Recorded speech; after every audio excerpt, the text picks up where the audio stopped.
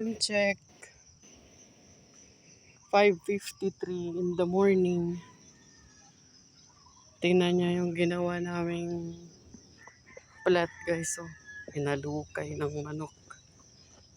Ayusin natin ulit para tamnan natin ng luya.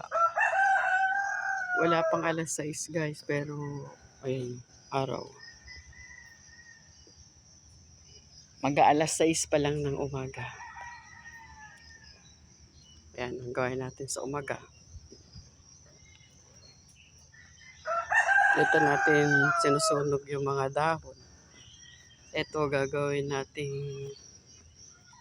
kukunin natin yung lupa dyan guys. Tapos ilalagay natin doon sa plat para mataba yung tatamnan.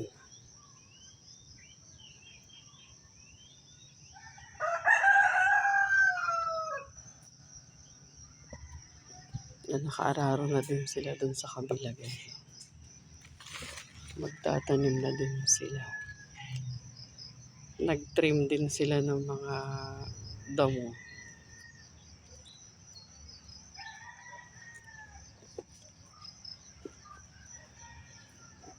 Yan. Yan lang guys. Yan yung mga gamit pala na ginagamit.